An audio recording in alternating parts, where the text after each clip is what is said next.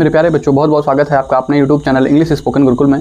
तो मेरे प्यारे बच्चों, जैसा कि मैं आपको नाउन तो पढ़ा चुका था, प्रोनाउन की सीरीज़ मैंने स्टार्ट किया था और एटलीस्ट पार्ट 6 यानी कि 6 पार्ट्स मैंने बनाए थे इसके आपके रिलेटिव प्रोनाउन के। ठीक है, अगर उस वीडियो को नहीं देखा तो मैंने डिस्क्रिप्शन में लिंक दिया है, आप वहाँ से जाके चेक कर लीजिएगा, देख लीजिएगा, अच्छे से पढ़ लीजिएगा। तो मेरे प्यारे बच्चों, आज जो आपका टॉपिक है वो है प्रोनाउन ही तो है, बट क्या है उसका एक थोड़ा सा चेंज आ गया है ना। तो हम समझेंगे वो क्या है, डिमॉन्स्ट्रेटिव प्रोनाउन। डिमॉन्स्ट्रेटिव प्रोनाउन का देखिए मतलब मेरे प्यारे बच्चों होता क्या है।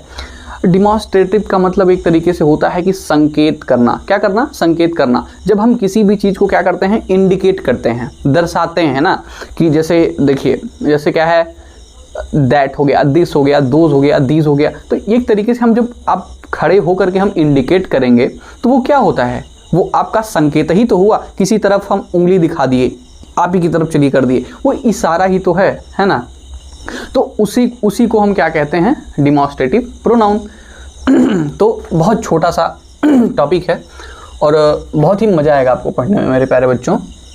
देखिए डिमॉन्स्ट्रेटिव प्रोनाउन, देखिए बहुत नॉर्मल चीज़ है और सिंपली देखिए आपका दिस, दैट, दीज, दोज, इसमें सिंपली इसका यूज किया जाता है। आइए पहले छोटा सा टॉपिक अच्छे तरीके से समझते हैं मेरे प्यारे बच्चों। जैसे कि देख लीजिए आपका दिस और दैट क्या है, दिस और दैट, ठीक, दिस और आपका दैट, ये दोनों बच्चों आपके टॉपिक हैं। तो अगर मान लीजिए दिस मतलब क्या है, वह, और दैट मतलब वह, दोनों का मतलब सेंस एक ही होता है, लेकिन बच्चों नज़दीक की चीज़ को दिखाने के लिए इसे हम क्या यूज कर लेते हैं, दिस को, और दूर की चीज़ को दिखाने के लिए हम इंडिकेट कर लेते हैं किस प्रोनाउन को, दैट को।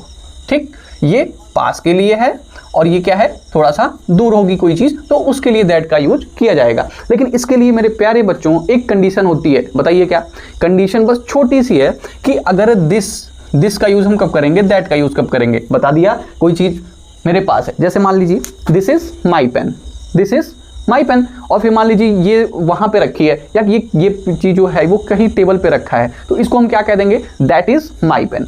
ये मेरे हाथ में है इसलिए मैंने क्या बोला, दिस इज माई पेन, और यही अगर टेबल पे रहती तो मैं बोलता that is my pen. Understood? तो समझिए, लेकिन इसका यूज हम करते कब हैं, इसका यूज बच्चों हम सिंगुलर नंबर में करते हैं। जब मान लीजिए अगर एक से अगर ये बार 2 हो गई, यानी ये पेन अगर 2 हो गई तो हम क्या लगाएंगे, दोज आर माई पेन्स, है ना। इंग्लिश में बच्चों आपको पता होगा, एक से अगर दूसरी कोई भी चीज़ आती है तो वो आपका प्लूरल में आ जाती है ना। तो अगर वो टेबल पे रखी होगी तो क्या बोलेंगे, those are my pens. Okay, अब देखिए अगर मान लीजिए मैंने यहाँ पे अगर आपको अगर इस तरीके से मैंने बताया, अब आप बताइए, आप ही बताइए अब इसको क्या बोलेंगे, ये मेरे हैंड में है, ठीक है। अब देखिए ये तो प्लूरल हो गई ना, मैंने बोला कि दोस्त क्या है, दिस दैट का मैं बताया। अब देखिए अब आप इसको क्या बोलेंगे, इसको तो ये बोलेंगे ना, दीज आर माई पेन्स। लेकिन अगर यही इतनी बुक, अगर इतनी ही पेन अगर आपको टेबल पे रखी हो तो आप इसको क्या बोलेंगे, दोज आर माई पेन्स, है ना। अंडरस्टूड? ओके, तो बच्चों देखिए पास की चीज के लिए हम दिस दैट का यूज करते हैं, लेकिन कंडीशन क्या है, जब वो सिंगुलर नंबर में हो, जहां वो 1 से 2 हुई, प्लूरल हो गया, तो उसके लिए हम किसका यूज कर लेंगे, दीस का और दोस का। ठीक है बच्चों, तो अब देखिए जैसे सिंगुलर नंबर और दीज दोस का प्लूरल, ठीक है। तो आइए इसमें हम छोटा छोटा एग्जाम्पल देख लेते हैं, है ना बच्चों, क्योंकि एग्जाम्पल में जो चीज़ें हैं हमें अच्छे तरीके से समझ में आ जाती हैं। जैसे बच्चों मैंने बताया था आपको, मान लीजिए छोटा सा एग्जाम्पल ले ली, बहुत ही आसान चीज़ है ना।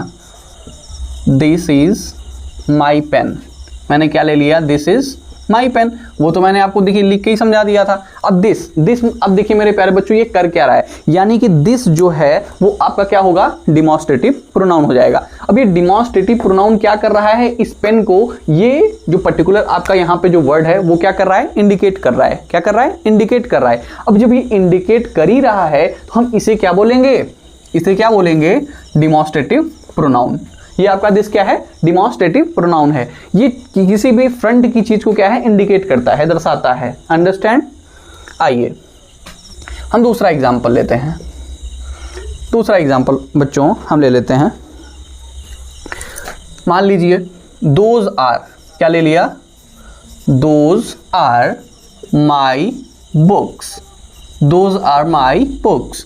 अब बच्चों, प्यारे बच्चों बताइएगा, अगर एक से जब भी ज़्यादा कोई दो किताब होगी तो प्लूरल में आएगी ना, तो वो दूर रखी है, कहाँ है, दूर रखी है, मैं इंडिकेट कर रहा हूँ, दोज आर माई बुक्स, ठीक है। तो वो क्या हो गई, दोज मतलब आपका जो है ये आपका क्या है, डिमॉन्स्ट्रेटिव प्रोनाउन है। ये जब भी आएगा दिस, दैट, दोज, सच, देखिए सच एज इस तरीके का या इसके हिसाब से, है ना। और वन मतलब एक कोई पर्टिकुलर रंग हो या कोई भी चीज़ हो तो उसके लिए हम वन का यूज करेंगे, मतलब ये समझ लीजिए, उसके बाद उसको हम आपको समझाएंगे। ओके, अब देखिए दोज आर माई बुक, यानी कि वो मैं इंडिकेट कर रहा हूं, तो ये आपका क्या हो गया, demonstrative pronoun. These are my shirts, these are my shirts, यानी कि देखिए यहाँ पे मान लीजिए कोई हैंगर है, वहाँ पे ये पास ही में है, और ये मान लीजिए एक दीवार है मेरे बगल में, तो यहाँ पे एक हैंगर है, वहाँ पे मेरे कई सारे शर्ट्स रखे हुए हैं, ठीक है, टंगे हुए हैं। तो मैंने उसको क्या इंडिकेट कर दिया, किस चीज़ से, ये पास में है ना, तो इस वजह से मैंने क्या लगा लिया, दीज। अगर यही थोड़ा दूर होता तो उसके लिए मैं लगा लेता दोज। क्लियर, दोनों एक ही है, वो क्लियर एक ही चीज को मतलब इंडिकेट कर रहा है ना, लेकिन पास के लिए दीज का और दूर के लिए दोज का। अंडरस्टैंड। और बच्चों छोटा सा बस समझ लीजिए, जैसे दिस आपका दैट है, उसका मतलब भी इंडिकेट करता है वही चीज, वह क्या, हिंदी में वह, यानी कि वो चीज। लेकिन जो पास है, सिंगुलर नंबर में है, तो उसके लिए दीज का, उसके लिए दिस का, और सिंगुलर नंबर में अगर कोई चीज दूर है तो उसके लिए दैट का। और प्लूरल नंबर में जब भी आता है तो पास के लिए कई सारी चीज़ें हैं, कई सारे थिंग्स हैं, तो उनके लिए दीज का यूज डिमॉन्स्ट्रेटिव में करते हैं, और जैसे बहुत सारी चीज़ें हैं थोड़ा दूर हैं तो हम उसके लिए दोज का यूज करते हैं। अंडरस्टैंड। चलिए आइए अब हम कुछ कंडीशंस देखते हैं। लगता है दैट का तो यूज हुआ ही नहीं है ना, तो आइए इसका भी कर लेते हैं, क्यों परेशान हुआ जाए, है ना। That is your home, that is your home. तो क्या मैं दर्शा रहा हूं, ये तुम्हारा घर है, ये नहीं वो, यानी कि दैट अगर लगा लिया तो एक ही घर है लेकिन थोड़ा दूरी पे है, इस वजह से मैंने क्या लगा लिया, जैसे दिस, ये देखिए मैं जहां पे हूं, मैं यहां पे खड़ा हूं, तो मैं बोल सकता हूं this is my home, but लेकिन अगर ये थोड़ा सा दूरी पे है तो अगर मैं किसी से इंडिकेट करके बताऊंगा तो मैं क्या बोलूंगा, that is my home. Okay, तो यही देख लीजिए, दैट इज योर होम, ये तुम्हारा घर है, तो मैं दिखा रहा हूं ना, उसको समझा रहा हूं, दर्शा रहा हूं, तो ये क्या है आपका डिमॉन्स्ट्रेटिव प्रोनाउन दैट है। देखिए दिस, दोज, दीज, दैट, ठीक। अब देखिए दिस, दैट, दीज, दोज, ये आपका जनरली यही यूज होता है। और आइए कुछ कंडीशन में जब एग्जाम में हम आएंगे तो कुछ कॉम्पिटिटिव एग्जाम में कुछ एक तरीके से मतलब थोड़ा सा, आइए दो की जैसे सच एज हुआ और वन हुआ, तो उसके उस कंडीशन का जब हमें सेंटेंस दिखेगा तो हम उसके लिए कैसे उसमें बात करेंगे, आइए देखते हैं।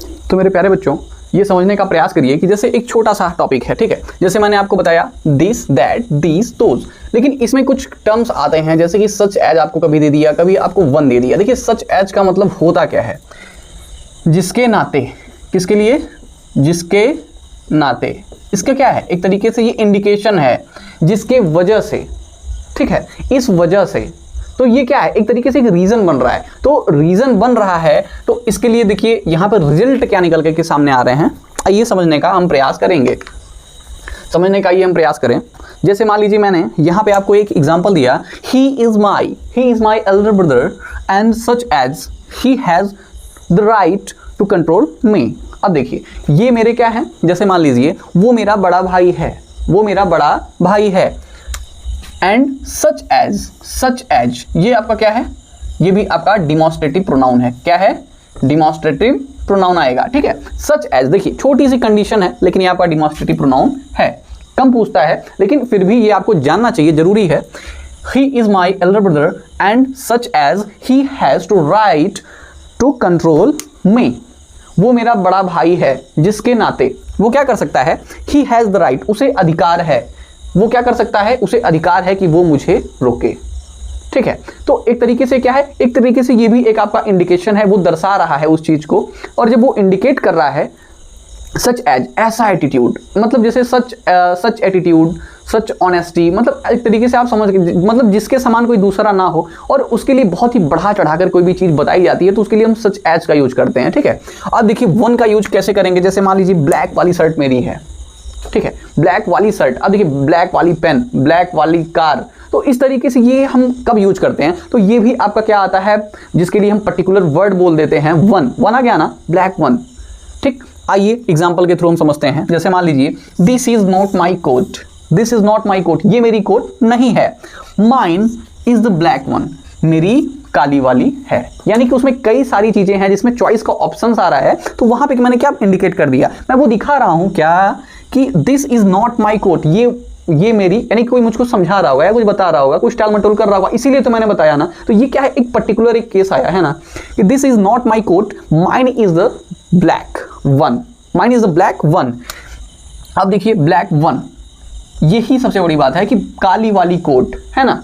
अब देखिए mine is the black one, मेरी वाली काली कोट है, तो मैंने यहाँ पे इंडिकेट कर दिया। तो इस आई होप कि आपको ये बहुत ही अच्छे तरीके से डिमॉन्स्ट्रेटिव प्रोनाउन समझ में आ गया। इसका तो मेरे प्यारे बच्चों बस एक पार्ट बना है, बस एक ही पार्ट में आपको ये अच्छे तरीके से आई होप समाप्त हो गया। और एक्सरसाइज ज़्यादा से ज़्यादा करिएगा, और एक्सरसाइज हम प्रोनाउन की जब सीरीज को कंप्लीट कर लेंगे उसके बाद हम आपको अच्छे तरीके से कुछ मतलब कंपाउंड टाइप में हम कोई सेंटेंस बनाएंगे, और उसमें आपको मतलब बहुत ही एक तरीके से मतलब आपको घुमाया जाएगा, और उसमें आपको चूज करना पड़ेगा कि हमें मतलब जो सर ने बताया है किस तरीके से हम कहाँ पे किस प्रोनाउन का यूज करेंगे, और आपको ये भी छांटने के लिए दिया जाएगा कि कौन सा प्रोनाउन किस प्रोनाउन के अंतर्गत आ रहा है। ठीक है, तो मेरे प्यारे बच्चों, जैसा कि मैं पहले भी कहता था और आज भी कह रहा हूँ कि ज़्यादा से ज़्यादा चैनल पे जुड़िए, सपोर्ट करिए, ताकि मैं आपके लिए कुछ बेहतर कर पाऊँ। तो जो भी ना समझ में आया हो कमेंट में बताइएगा। तो मेरे प्यारे बच्चों, तब तक के लिए दीजिए इजाज़त। लौटते हैं अपने अगली वीडियो में, रिफ्लेक्सिव प्रोनाउन के बारे में लेके आएंगे आपके लिए बहुत अच्छे तरीके से। तो तब तक के लिए दीजिए इजाज़त। नमस्कार।